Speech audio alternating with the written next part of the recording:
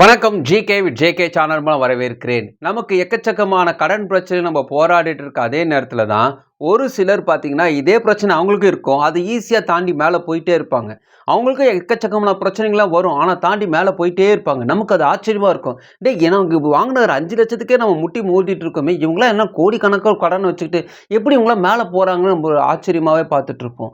அப்பேற்பட்டவர்களை தான் வெற்றியாளர்கள்னு சொல்லுவாங்க. இந்த வெற்றியாளர்கள் சாதாரணமாக இந்த விஷயத்தை செய்யல. அதுக்கு சில விதமான ரகசியங்களை அவங்களுக்குள்ள வச்சிருப்பாங்க. எல்லார்கிட்டையும் அதை ஷேர் பண்ணிக்க மாட்டாங்க. முக்கியமாக அவங்க யூஸ் பண்ணக்கூடிய 5 முக்கியமான ரகசியங்கள் தான் இந்த வீடியோ நம்ம பார்க்க போறோம். இந்த 5 முக்கியமான ரகசியங்கள் என்னுடைய வாழ்க்கையில் நிறைய விதமான மாற்றங்களை ஏற்படுத்தியது. அது உங்களுடைய வாழ்க்கையிலும் கண்டிப்பா மாற்றங்களை ஏற்படுத்தும். இதுல நம்பர் 1 நம்ம பார்க்க போறது 3 முக்கியமான தாரக மந்திரத்தை எப்பொழுதும் அவர்கள் நம்புவார்கள். அதுல 1 பார்த்தீங்கன்னா சுரக்கக்கூடிய செல்வம் தன்னிடம் இருக்கிறது என்பதை அவர்கள் நம்புவாங்க. 2வது செல்வத்தை தேடி தாங்கள் போக தேவையில்லை, அதை ஈர்த்து கொள்ளக்கூடிய சக்தி நம்மிடம் இருக்கிறதுன்னு அவங்க நம்புவாங்க. 3வது பணம் தங்களிடம் வருவதற்கு அதை ரிசீவ் பண்ணுறதுக்கு எப்பொழுதும் தயாராக இருப்பாங்க. இந்த 3 மனநிலை தான் அவங்க மனசுல எப்பொழுதும் ஓடிக்கொண்டே இருக்கும். எல்லாருக்கும் சோர்வு வரும், சோர்வு வராமல் இருக்காது. தடைகள் வரும்பொழுது அல்லது ஒரு தோல்வி வரும்போது தொடர்ந்து ஏதாவது ஒரு பிரச்சனை வந்துக்கிட்டே இருக்கும்போது எவ்வளோதானா முயற்சி செய்து நம்ம சோர்ந்து போகிற சூழ்நிலை வந்தாலும் இவர்கள் அதை ஹேண்டில் பண்ணக்கூடிய விஷயங்கள் வித்தியாசமாக இருக்கும். தங்களிடம் ஒரு சமையலறை இருக்கிறது. அந்த சமையலறையில் நம்ம சமைக்கும் போது அப்படியே புகைலாம் வரும். அந்த புகையை வந்து வெளியே விட்டுட்டோம்னா அந்த ஈஸியாக அந்த சமையல் அறையில் ஈஸியாக வேலை பார்த்துட்டு போயிடலாம். ஆனால் அந்த புகையை உள்ளே வச்சுட்டு வந்தோம்னு வச்சுங்களேன், நம்மளால் சமைக்கவே முடியாது. அவங்களை பொறுத்த வரைக்குமே அந்த புகை என்பது அவங்க சோர்வாக கருதுவாங்க. அந்த சோர்வை வெளியேற்றிட வேண்டும் என்பது ரொம்ப கவனமாக இருப்பாங்க. எதனால் இந்த சோர்வுக்கு அவர் ரொம்ப இம்பார்ட்டன்ஸ் கொடுக்குறாங்க பார்த்தீங்கன்னா, அற்புதங்கள் கடவுளுடைய அற்புதத்தை தங்களிடம் வருவதற்கு தடை செய்வதே இந்த சோர்வு தான் என்பது அவங்க நல்லா தெளிவாக தெரிஞ்சு வச்சிருப்பாங்க. அதாவது உங்களுக்கு ஒரு அற்புதம் நடக்க போறதுன்னா அதை தடை செய்யணும்னா உங்களை சோர்வுபடுத்திட்டாவே போதும், அது உங்ககிட்ட ரிசீவ் பண்ண முடியாது. கடவுள் ஒரு மனுஷனை ஆஸ்வதிக்கணும்னா அவனை சிந்தையை தொட்டு தான் ஆஸ்வதிப்பார். ஒரு அற்புதத்தை செய்யணும்னா அவங்களுடைய சிந்தையை தொட்டு தான் ஆஸ்வதிப்பார். நம்மளுடைய சிந்தை தான் ஒரு சமையல் அறை வச்சுக்கோங்களேன். அந்த சமையல் அறையில் ஒரு வேலை உங்களுக்காக அற்புதம் நடந்து கொண்டிருக்கும் பொழுது அங்கு புகை வரும், கண்டிப்பாக தோல்விகள் வரும், கண்டிப்பாக தடைகள் எல்லாம் வரும். அப்படி வரும்போது சோர்வு உருவாகும் போது எப்படி அந்த புகையை வெளியேற்றுமோ அது போல் அந்த சோர்வை கண்டு கொள்ளாமல் அற்புதங்களுக்காக மட்டுமே தங்களுடைய சிந்தைக்கு இடம் கொடுக்கும் பொழுது அங்கு அற்புதங்கள் வேலை செய்ய ஆரம்பிக்கும். ஆனால் எதிரியானவனோட திட்டமே என்னன்னு பார்த்தீங்கன்னா, அந்த சோர்வு உங்களுக்குள்ளே வர வச்சு அந்த அற்புதம் உங்கள் வாழ்க்கை நடக்கக்கூடாது என்பதற்காக ஒரு இக்கட்டான ஒரு இடத்த கொண்டு வந்து நிரப்பி வச்சிருவாங்க. நிறைய பேருக்கு பக்கத்தில் வந்து தள்ளி போகிறதுக்கான காரணமே அவங்க மனசை ரொம்ப சோர்ந்து போயிடுவாங்க. எவ்வளோதாங்க தோல்வி அனுபவிக்கிறது, எவ்வளோதாங்க தடையை பார்க்குறது, ஒரு மனசுக்குள்ளே ஒரு சோர்வு எப்பொழுது ஓடிக்கொண்டே இருக்கும். நம்பர் 2 கடந்த கால தோல்வி. இந்த கடந்த கால தோல்வி என்னது பார்த்தீங்கன்னா ஒரு பெரிய பயத்தை நம்ம மனசுல எப்பொழுது ஏற்படுத்தி கொண்டே இருக்கும். ஏற்கனவே ரொம்ப அடிபட்டு இப்போ தான் மேலே வந்திருப்போம். மறுபடியும் ஒரு விஷயத்தை செய்யணும்னாவே ஏற்கனவே செம்மையாக அடிபட்டுட்டா மறுபடியும் எத்தனை ரிஸ்க் எடுக்காதுன்ட்டு மனசுக்குள்ளே அந்த தோல்வி பழைய தோல்வியை வச்சு பயங்காட்டி நம்மளை முன்னேற விடாதபடிக்கு யோசிக்க வச்சுருப்பாங்க. இப்போ தான் கடன் பிரச்சனை மாட்டியிருக்க, இந்த பிஸ்னஸ் செஞ்சால் நல்லா வந்துடுவியா, அப்போ அந்த கடனை என்ன பண்ண போகிற, அப்போ அவர் கேள்வி கேட்பார் என்ன பண்ண போகிற, இந்த பிரச்சனைக்கு என்ன பண்ண போகிறேன்ட்டு உங்களை கடந்த கால தோல்விகள், கடந்த கால அவமானங்கள், கடந்த கால பிரச்சனைகள் இதை மனசுக்குள்ளே கொண்டு வந்து உங்கள் மனசை அடுத்தது என்னென்னு யோசிக்கக்கூடாதபடிக்கு எப்போதும் ரஷ்ஷாக வச்சிருக்கக்கூடியது தான் அவனோட பெரிய திட்டமாக இருக்கும். வெற்றியாளர்கள் கடந்த கால தோல்விகளை வைத்து எதிரி தாக்கும் பொழுது எத்தனை முறை விழுந்தோம் என்பதை யோசிக்காம எத்தனை முறை எழுந்திருந்தோம் என்பதை யோசிப்பார்கள். அவங்களுடைய வே ஆஃப் திங்கிங்கே வித்தியாசமாக இருக்கும். ஏன்னா எத்தனை முறை நான் எழுந்திருக்கேன் பார்த்தியா, இவ்வளோ பிரச்சனை வந்து நான் மேலே வந்திருக்கிறேன்னு எவ்வளோ பெரிய விஷயம்னு தங்களை தானே பெருமைப்படுத்தி கொள்வார்கள். இந்த பெருமைப்படுத்தி கொள்வது நம்ம சொல்லும்பொழுது ரொம்ப அகங்காரம் பிடிச்சோம் பாருன்னு நம்ம நினச்சிட்டு இருப்போம். ஆக்சுவலாக கிடையாது. நீங்களும் உங்களை பெருமைப்படுத்தி கொள்ளலாம். நீங்கள் விழுந்த இடத்துலேருந்து எழுந்து இவ்வளோ தூரம் வந்திருக்கீங்கன்னா உண்மையாகவே நீங்கள் பெருமைப்படத்தக்கவர்கள் தான். நிறைய பேர் விழுந்த இடத்துலேருந்து அப்படியே தான் இருக்காங்க. அப்படி இருக்கும்பொழுது இவ்வளோ அடிப்பட்டு கூட வந்திருக்கான்ப்பா, இவ்வளோ பிரச்சனையும் அந்த மனுஷன் வந்துட்டான்ப்பா, தாங்கி வந்துட்டான்றது உங்களே நீங்கள் பெருமைப்படுத்தி கொள்ள வேண்டும். நல்ல விஷயம் அது. நீங்கள் உண்மையாக பாராட்ட வேண்டிய விஷயம். நிறைய பேர் முடியாத விஷயத்தை நீங்கள் செஞ்சுருக்கீங்க. பல ஆயிரம் மக்கள் இருக்கக்கூடிய ஒரு ஸ்டேடியத்தில் 11 பேர் தான் விளையாடுறாங்க வச்சுக்கோங்க. அந்த 11 பேரில் நீங்களும் நானும் வச்சுக்கோங்க.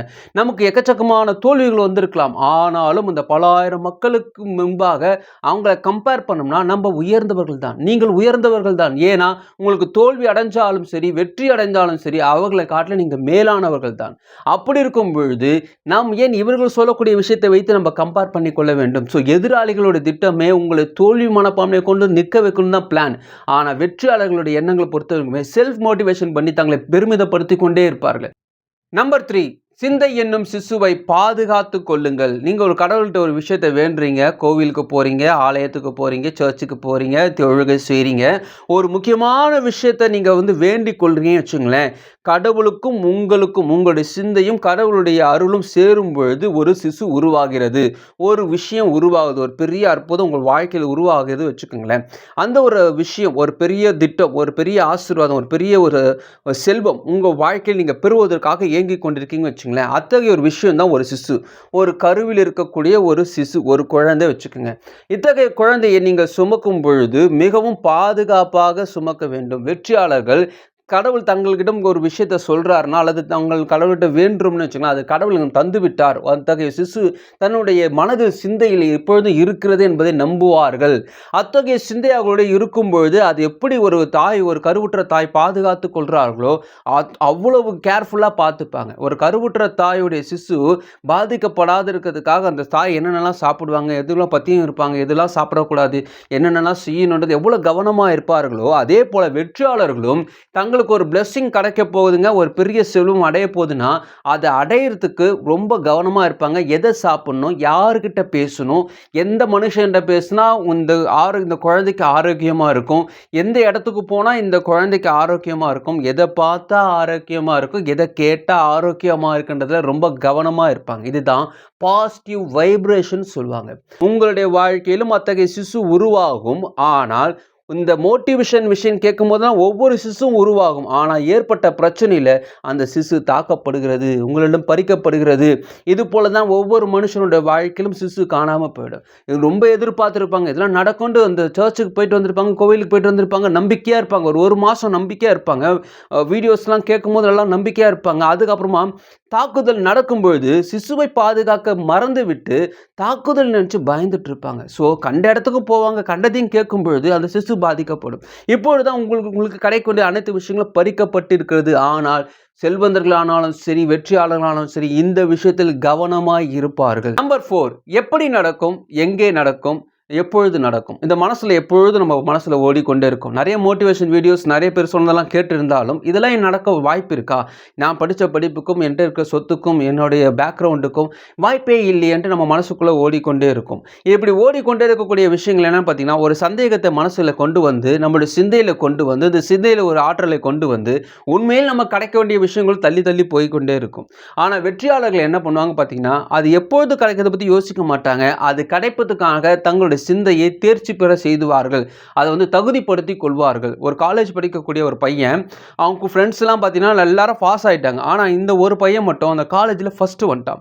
இப்போ ஒரு இன்டர்வியூ எடுக்கிறாங்க வச்சுக்கோங்களேன். நிறைய பேர் வெளியெல்லாம் போய் வேலை தேடிட்டு இருப்பாங்க. ஆனால் இந்த பையன் காலேஜ் ஃபஸ்ட்டுன்றதுனால வெளியில் இருக்கிற அனைத்து கம்பெனி இவனை தேடி இவனுக்கு வேலை கொடுக்கும். இதுதான் தேர்ச்சி. உங்களுடைய சிந்தையில் நீங்கள் தேர்ச்சி பெற்றிருந்தால் நீங்கள் தேட தேவையில்லை, ஓட தேவையில்லை, எப்பொழுது எங்கே எப்படி நீங்கள் கேட்கவே தேவையில்லை, அது தானாக வரும். நம்பர் 5, வெற்றியாளர்களுடைய முதல் தகுதி அப்படி என்னன்னு பார்த்தீங்கன்னா பொறுமை. இந்த வீடியோவை இவ்வளோ தூரம் ஸ்கிப் பண்ணாமல் ஏதோ ஒரு மையம் சொல்கிறானுன்ட்டு பாதியில கூட ஸ்கிப் பண்ணிட்டு போயிருக்கலாம். ஆனால் பொறுமையாக இது நம்மளுடைய வாழ்க்கையில் ஏதாவது ஒரு விஷயத்தை நடத்த போகுது என்னது உங்கள் ஆர்வத்தோடு கேட்டிங்க தெரியுமா? இத்தகைய பொறுமை வெற்றியாளருடைய ஒரு பெரிய பண்பு. இத்தகைய பண்பு உங்ககிட்ட இருக்குது. நீங்கள் வெற்றியாளர்கள் ஆகிறதுக்கான முதல் பண்பு உங்ககிட்ட இருக்குது. இத்தகைய பண்பு உங்ககிட்ட மட்டும் கிடையாது, உங்ககிட்ட நிறைய விதமான விஷயங்கள், நல்ல விஷயங்கள்லாம் இருக்குது. ஆனால் நிறைய விஷயங்கள் உங்களை விட்டு போன விஷயங்கள், உங்களை பாதித்த விஷயங்கள் தான் இதுவரைக்கும் உங்களை தேங்கி நிற்க வைத்து கொண்டிருக்கிறது. நீங்கள் கடவுளால் ஆஸ்வதிக்கப்பட்டவர்கள்.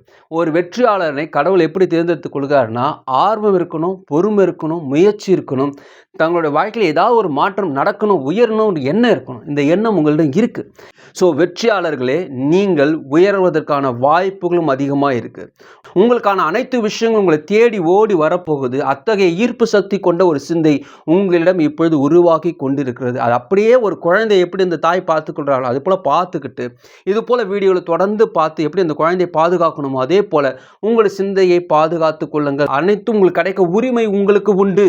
ஸோ அதனால் நீங்கள் பாதுகாத்து கொள்ளுங்கள். உங்கள் கண்ணிற்கு பதில் கண்டிப்பாக உண்டு. நீங்கள் இழந்து போனதுக்கு பதில் கண்டிப்பாக உண்டு. நீங்கள் அவமானப்பட்ட இடத்தில் உயர்ந்த ஒரு விஷயத்தில் நீங்கள் நிற்பீங்க, உயர்ந்த ஒரு இடத்துல நிற்பீங்க. இதெல்லாம் உங்கள் வாழ்க்கையில் நடக்க போகுது. உண்மையாகவே நீங்கள் ஆஸ்வதிக்கப்பட்டவர்கள். நம்பிக்கையோடுங்க, தைரியமாக இருங்க. இந்த வீடியோ உங்களுக்கு பிடிச்சமாக நினைக்கிறவங்க ஃப்ரெண்ட்ஸுக்கு ஷேர் பண்ணுங்க. பிடிச்சமாக கமெண்ட் மறுபடியும் பார்க்கலாம். வணக்கம்.